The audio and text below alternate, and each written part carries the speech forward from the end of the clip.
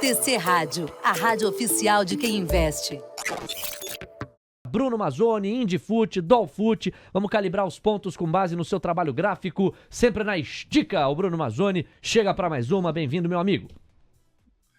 Fala, Léo, muito bom dia para todos vocês aí no estúdio, bom dia também para quem nos acompanha no YouTube e também na TC Station. Vamos lá, eu vou começar com um dolinha para vocês, pessoal. Então, ontem ele não chegou nem perto, pra falar a verdade, até chegou mais ou menos perto ali dos 5,10, mas com certeza não dos 5,24, então continua ali os 50,24, perdão, como sendo a principal resistência para esse contrato até o final desse mês, que falta pouco. E agora, nessa abertura, 4,962,5 é um coringa aqui. Então, como a gente está rompendo aqui no gráfico de uma hora, resistência para o 4,962,5, fraca, mas é uma resistência.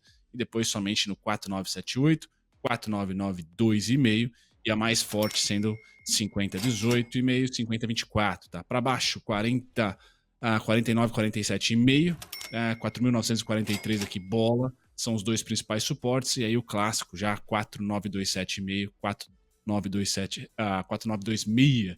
E aí, como o Gui falou na transmissão, o alvo para esse contrato e para o próximo, 4,886, continua sendo aqui para o dolinha. Passado do dólar, a gente vai para o índice, que está tentando ali sobreviver aos 110,400. Pessoal, na minha opinião, aqui é resistência e não suporte para ao longo dessa semana e da semana seguinte, mas por enquanto nós temos bancos fortes e Petrobras muito provavelmente continua ali interessante e não querendo vender. Então a gente vai ter que ficar de olho na Petrobras, já que a Vale é favas contadas para o dia de hoje. 110,400 é suporte. Ontem foi a vez do 110,575, pessoal. De forte mesmo, o pregão de hoje, não acho que o 110 é forte. Acho que só o 109,430. Se a gente cair com a abertura do Avista, 430 aqui seria o principal suporte. Já tocamos o 111,055. Agora a resistência fica no 111,280. Léo. 9h23, Bruno Mazzoni conosco. Brunão, já emenda para você se despedir no primeiro mergulho. Eu vou convocar o Diego Kerber. Ele vai atualizar a fotografia internacional. Um overview mais completo que vai nos dar conta do tempero e do caldo mundo afora. É o seguinte, Diego, estava muito claro o quanto do vermelho predominava. Nós não tivemos uma exceção. Todos os indicadores no nosso overview estavam no vermelho, os da Ásia e Oceania já fechados, os da Europa no vermelho e lá nos Estados Unidos o pré-mercado estendendo as perdas de ontem. Isso continua? Como é que tá VIX? Como é que tá o DXY, que compara o dólar com outras moedas fortes? Porque, Diego, da porta para dentro, a curva de juros está acentuando o viés de baixa, nós temos 7 pontos base e meio a menos nos pedidos de prêmio, mas assim, o dólar está acentuando o viés de baixa também, 0,60% de queda, R$ 4,949. Já temos o dólar em 4,94. Até aí tá lindo para quem tá comprado. O problema, entre aspas, é que o Indifute também não para de encorpar o viés de baixa. Nós temos 0,54% de recuo agora, 110.455 pontos. Você. O cenário se mantém lá nos Estados Unidos, principalmente, viu, Léo? O pré-mercado americano ainda no vermelho, o Dow Jones caindo 0,24% aos 33.056 pontos, o S&P futuro recua 0,28% aos 4.147 pontos, enquanto o Nasdaq futuro tem queda de 0,37% aos 13.677 pontos. Vamos falar então dos títulos da dívida americana. No prazo de 10 anos, eles estão recuando 1 ponto base e meio agora para 3,68% de rendimento anualizado, enquanto os yields de 2 anos desidratam 2 pontos base e meio, rendendo ao ano para o investidor 4,30%. Você falou do VIX, vamos atualizar então a situação dele. Ele vai subindo agora 4,64%, se mantém nos 19,38 pontos. O DXY, por exemplo, o DXY, por sua vez, ele vai recuando 0,05%, bem próximo da estabilidade, ainda nos 103,46 pontos. Vamos falar também das commodities, né? O petróleo Brent vai avançando 1,26% agora, $70,81 é o preço do barril, enquanto o WTI tem um avanço maior de 1,39%, $73,92, teve um leve arrefecimento no viés de alta. Porém, lá em Singapura, o minério de ferro continua derretendo, 4,47% de recuo, agora a $95,10 a tonelada, Léo. 9h26. Bruno, com todo esse overview atualizado, você mergulha nos gráficos da Terra do Tio Sam e no gráfico ou nos gráficos das commodities. Vamos lá, Léo. Acho que pela primeira vez nos últimos 24 meses nós temos o doméstico aqui ajudando o nosso dólar, enquanto o DXY não muito ajuda, né? Então vejam que o nosso a dólar futuro, pessoal, até contrariando a minha fala de ontem, não chegou aos 50,24 em nenhum momento, chegou próximo ali, talvez os 5,10, como eu comentei na primeira parte. Porém, o DXY está estável ali, tá? Então, ainda acho que o DXY vai para o 103,948, 104,523, e ali continua sendo uma ótima oportunidade para vender o nosso dólar futuro. A única diferença é que o nosso dólar caiu. Então, a âncora fiscal, a regra fiscal, talvez tenha sido ali um grande trigger, o que é ótimo para nós, não vamos reclamar, mas eu acho que o DXY deve amassar ainda os outros emergentes, até pelo menos aqui o 103,948, 104,523. Creio que o DXY ainda mantém-se forte por mais um pouquinho, tá? Inclusive depois dos dados econômicos de ontem, tem ali uma certa gordurinha, não muito, para subir pelo menos até o 103,948.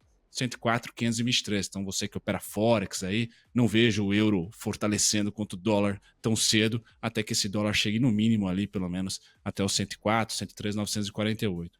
Olhando para a curva de juros, a narrativa atual é curva de juros para baixo, S&P para baixo, então o yield de 10 anos, pós leitura dos dados de ontem, ou até por tecnicamente estar numa resistência aqui, curva de juros fecha, o S&P faz o quê? Fecha também. Então, um pouquinho no background, assim, vamos dizer assim, no plano de fundo, recessão está no trade ainda, e eu acho que muita gente realizou nessa nova máxima do S&P, e eu vou comentar agora no próximo gráfico, mas o yield americano ali dando um sossego, tá? Então, bonds, talvez ali o TLT, né, o TLT, um ETF para se ficar de olho aí na dinâmica para esse mês, talvez seja um grandíssimo trade, não trimestral, mas para o mês de junho.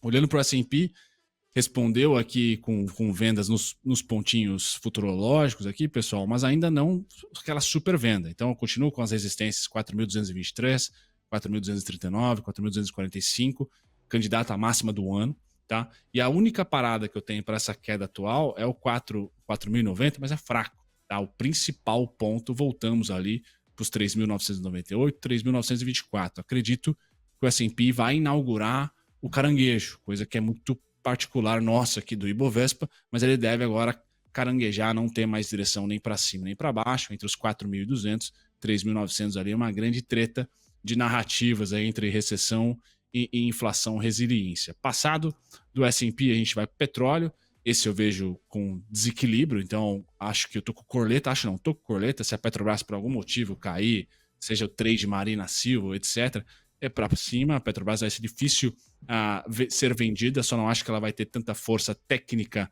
para subir, então ela segura o nosso Ibovespa, amortece as quedas da Vale, e aí os bancos devem ser a estrela da companhia, tem mais upside, principalmente o Itaú, para subir.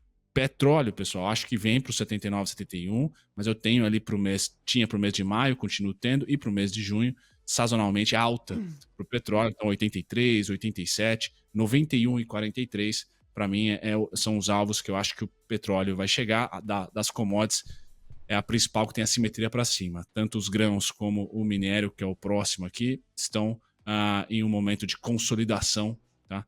Minério volta tudo que subiu nas últimas 2 semanas, então entra de novo em região de compra. Então tomem cuidado aqui, o print do minério é muito forte para baixo, pessoal, mas eu não vejo ali a Vale respondendo na mesma magnitude, tá? Porque essa região aqui no minério de ferro, é uma região de equilíbrio, tá? Dos 85, 88 e 15, principalmente 88 e 15, aos 97, 95 e 50, ou seja, no preço atual é de equilíbrio aqui, deve vir compradores para trazer esse preço ao 103 e depois no máximo ao 113. Então, apesar do dia vendedor para o minério, eu não printo ali a Vale, rapidamente vou falar sobre a Vale no gráfico mensal, eu não printo a Vale aqui com facilidade de cair 4% hoje.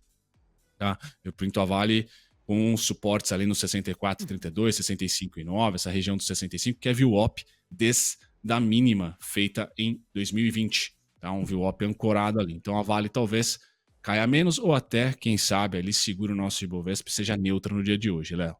Bruno Mazzoni, para o alívio dos cabelos de Guilherme Cunha, não projetando a queda de 4% para Vale em razão gráfica, como ele mesmo apoia. O Indifut acaba de bater a mínima intradiária, 0,65% de recuo, 110.360 pontos. Você se despede, Bruno, não sem antes ouvir o recadinho que o Guilherme Cunha está me sinalizando que tem para o senhor. Pô, Brunão, quem tem amigo tem tudo nessa vida, viu, cara? Obrigado, viu? Nossa, que transmissão de paz aqui, ó. Eu vou clicar no botão Compre a Mercado, pra quem não conhece esse botão, eu vou clicar nele hoje. Tamo junto, Brunão, saudades. Valeu, Brunão, um abraço. Até mais tarde. Até daqui a pouco. Até. Até daqui a pouco. TC Rádio, a rádio oficial de quem investe.